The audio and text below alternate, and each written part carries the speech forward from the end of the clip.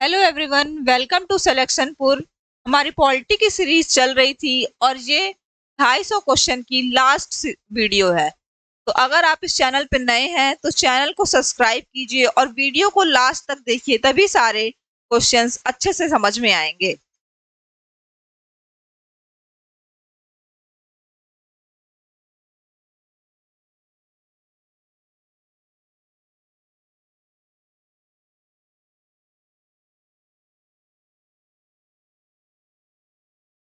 निम्नलिखित में से कौन सा विषय संघ सूची के अंतर्गत समाविष्ट है?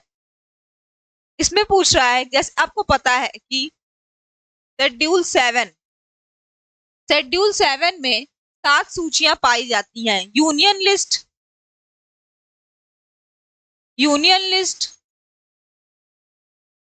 स्टेट लिस्ट और कॉन्करेंट लिस्ट, और साथ ही कॉन्करेंट लिस्ट पाई जाती है। ठीक है, तो यूनियन लिस्ट में कितने सब्जेक्ट होते हैं? यूनियन लिस्ट में सब्जेक्ट होते हैं 100, स्टेट लिस्ट में 62 और कॉन्करेंट लिस्ट में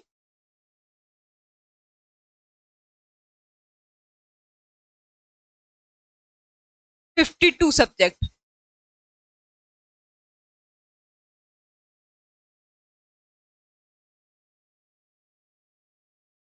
निम्नलिखित में से कौन सा विषय संघ सूची के अंतर्गत आता है? पुलिस जो है स्टेट लिस्ट के अंतर्गत आता है। ठीक है, भू आगमन भी स्टेट लिस्ट के अंतर्गत आता है। लोक स्वास्थ्य और सफाई का प्रबंध, ये भी स्टेट लिस्ट के अंतर्गत आता है। तो जनगणना सेंसस जो है वो कौन कराता है? वो केंद्र सरकार कराती है। तो यूनियन लिस्ट के अंतर्गत आएगा जनगणना।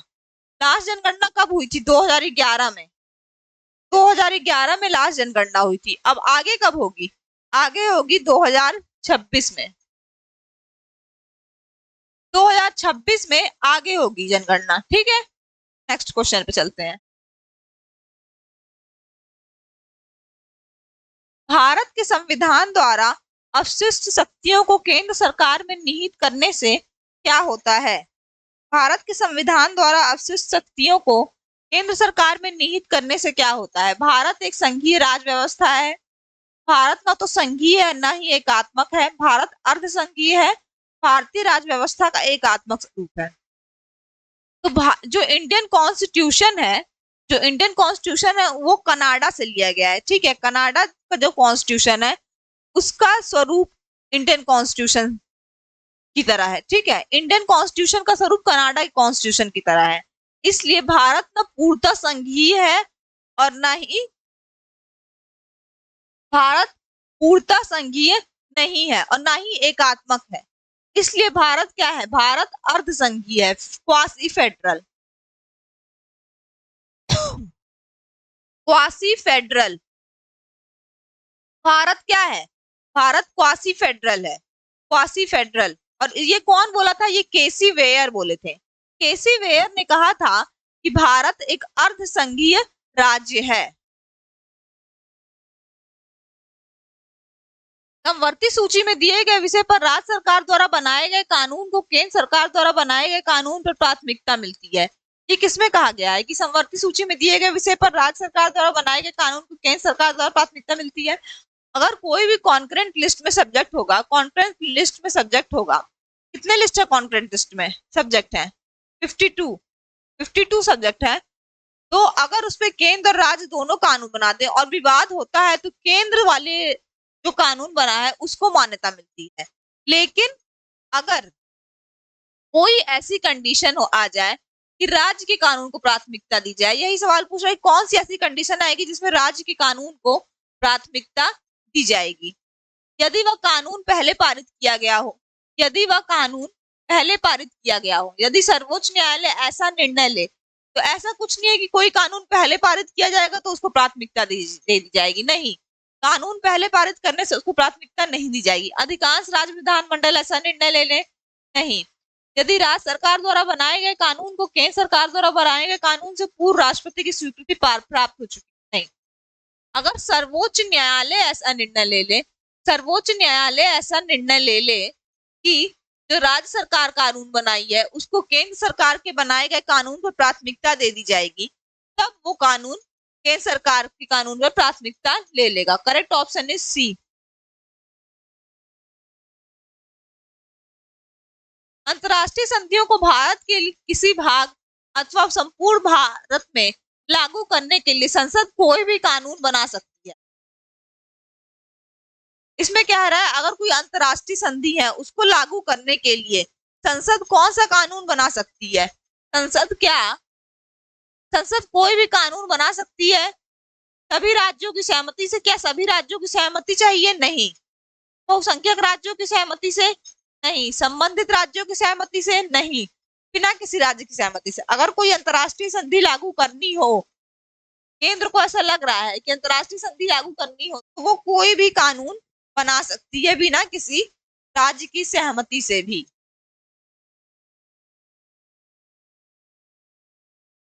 यदि वित्तीय संकट की घोषणा की जाए तो इसका केंद्र व राज्यों के संबंध पर क्या प्रभाव पड़ता है? वित्तीय संकट किससे आता है? वित्तीय संकट अनुच्छेद 360 से आता है। अनुच्छेद 360 से वित्तीय संकट आता है। अगर वित्तीय संकट की घोषणा कर दी जाए उसका क्या प्रभाव पड़ता है केंद्र और राज्यों के कानून पर? केंद्र और राज्यों के कानून पर क्या प्रभाव पड़ता है 360 से? ये प्रभाव पड़ता है कि जितने भी सरकारी नौकर हैं उनके वेतन में कटौती हो जाती है, चाहे वो केंद्र सरकार के हो चाहे वो राज्य सरकार के हो। ठीक है।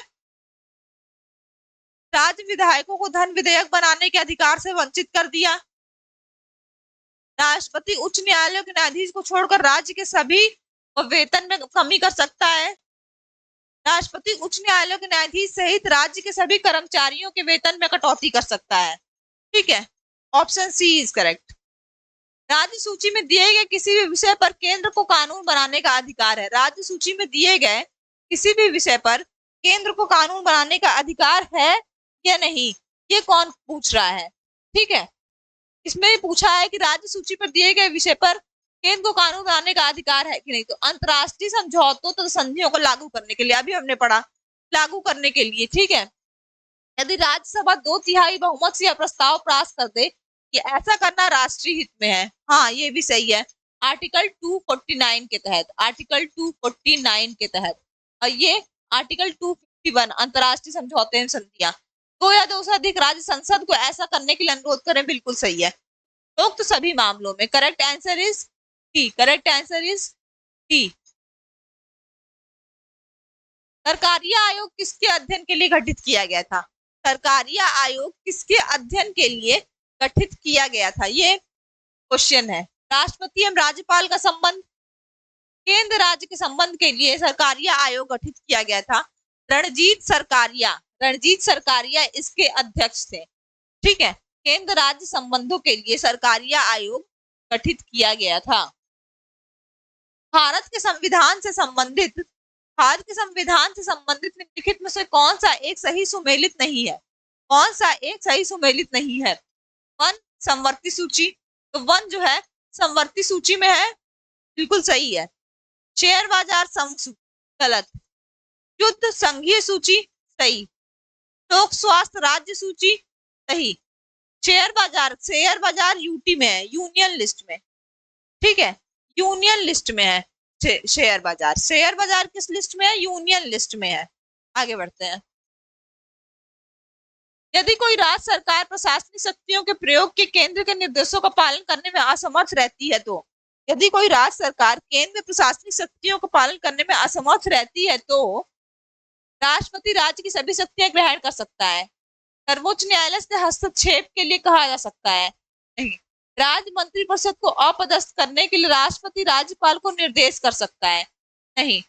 राष्ट्रपति शासन की घोषणा कर सकता है। हाँ, अनुच्छेद 365 के में लिखा है कि अगर कोई राज्य सरकार प्रशासनिक शक्तियों के प्रयोग में केंद्र के निर्देशों का पालन करने में असमर्थ रहती है तो अनुच्छेद 356 के तहत वहां पे राष्ट्रपति शासन की घोषणा की जाएगी। ठीक है। वहां पे राष्ट्रपति शासन की घोषणा की जाएगी। राज्य सूची के विषय पर संसद कानून बना सकती है। राज्य सूची के विषय पर संसद कानून कब बना सकती है?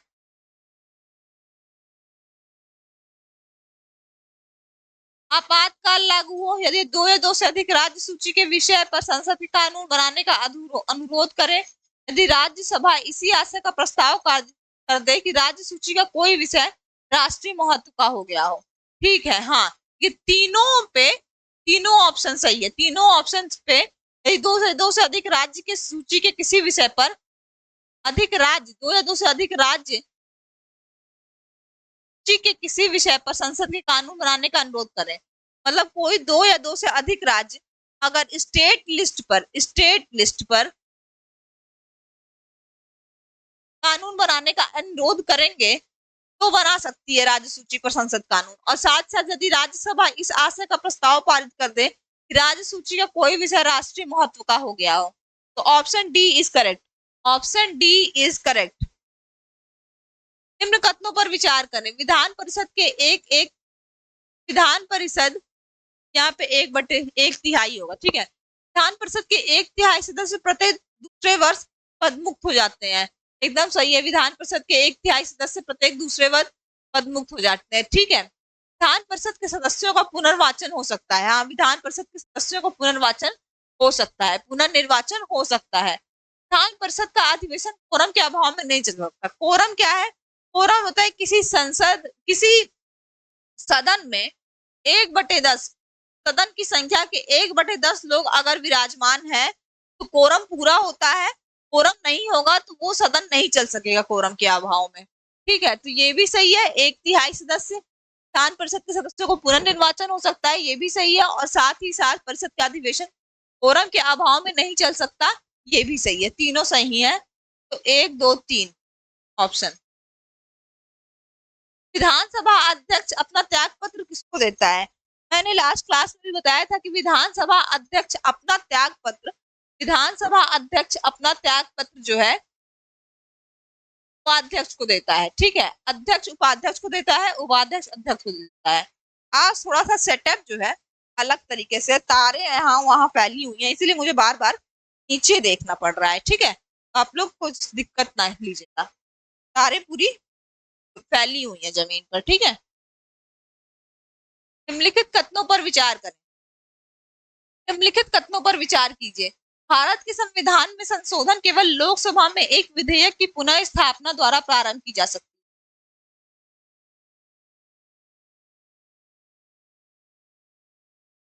कह रहा है भारत के संविधान में संशोधन केवल लोकसभा में एक विधेयक की पुनः स्थापना द्वारा प्रारंभ की जा सकती है। नहीं, केवल लोकसभा नहीं, या तो लोकसभा राज्यसभा दोनों कर सकती है, केवल लोकसभा नहीं होगा। यदि ऐसा संशोधन संविधान के संघीय चरित्र में परिवर्तन की मांग करता है तो अनुसमर्थन भारत के सभी राज्यों के विधान मंडल द्वारा किया जाना भी आवश्यक है। सभी राज्यों नहीं होगा, आधे से अधिक राज्यों में। अगर संघीय चरित्र में परिवर्तन करना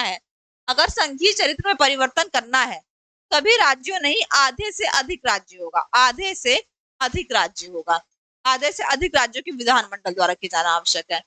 तो इसमें क्या लिखा है? पहला भी गलत है। भारत संविधान में संशोधन केवल लोकसभा नहीं, और दोनों सदन चाहिए संशोधन के लिए 2/3 बहुमत से। ठीक है, 2/3 और साधारण बहुमत से होता है। तो इसमें न तो 1 न तो 2, कौन सा ऑप्शन होगा? D option is correct. इस संविधान संशोधन के द्वारा राष्ट्रीय राजधानी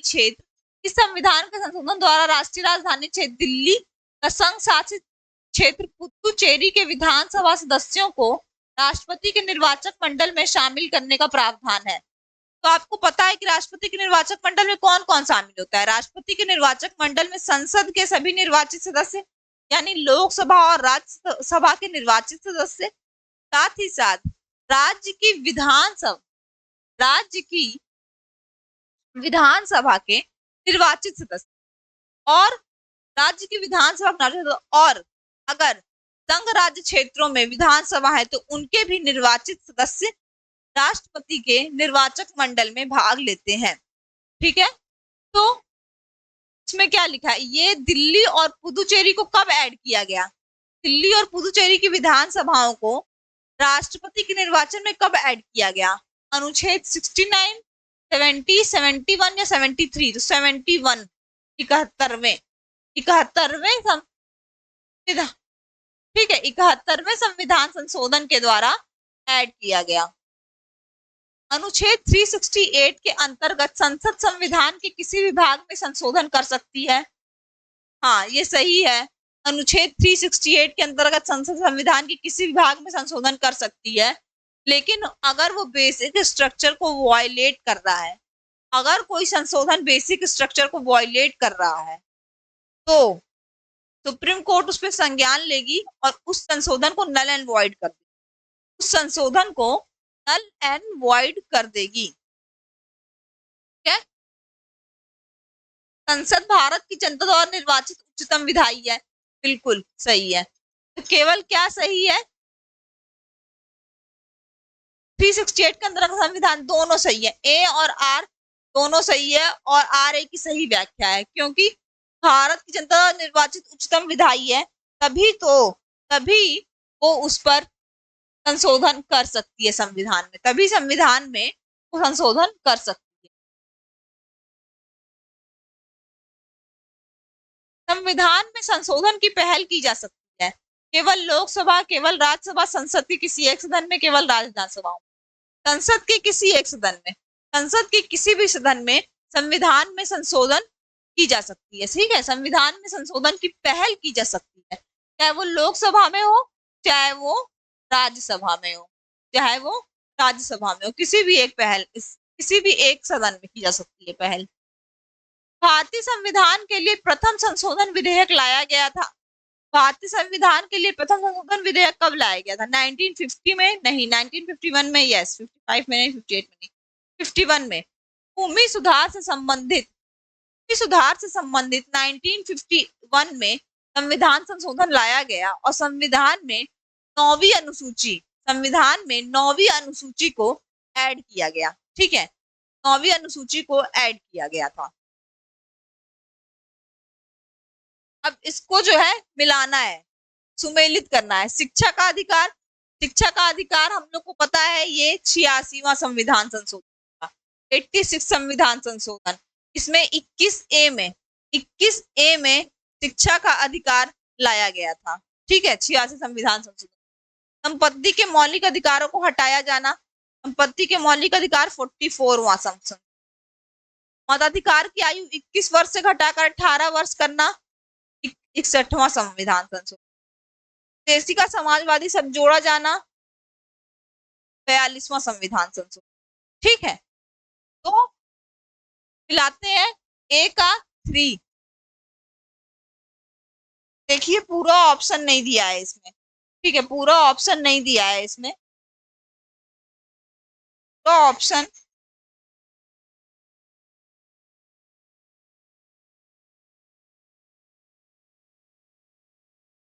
नहीं दिया है, तो हम लोग यहाँ ऐड कर देते हैं ऑप्शन।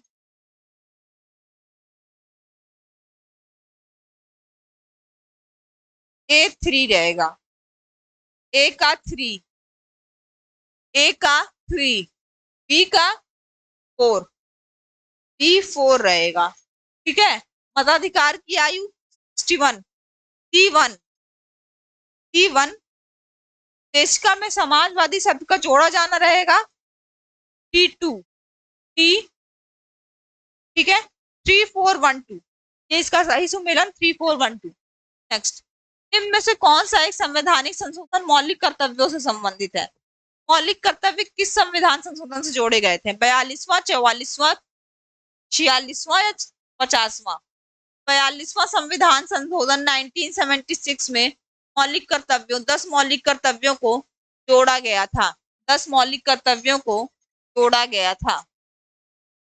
विधानसभा किसी दल के निर्वाचित सदस्यों के दल बदल पर निम्नलिखित में से किसने प्रतिबंध लगाया है? दल बदल मतलब कि आप किसी दल से जीत के जाते हैं सदन में और फिर वहां पे किसी और दल और फिर टिकट छोड़ देते हैं, अपने दल से मंत्री छोड़ के किसी और दल में चले जाते हैं। ठीक है, दल बदल मतलब ये होता है कि आप किसी दल से जीत के गए सदन में और फिर वहां के मंत्री पद छोड़कर किसी और दल में मिल गए, तो ये ना हो इसलिए जनप्रति अधिनियम 1951 एक है, और साथ ही साथ संविधान का संशोधन 52वां संशोधन भी लाया गया, दल बदल अधिनियम जोड़ा गया।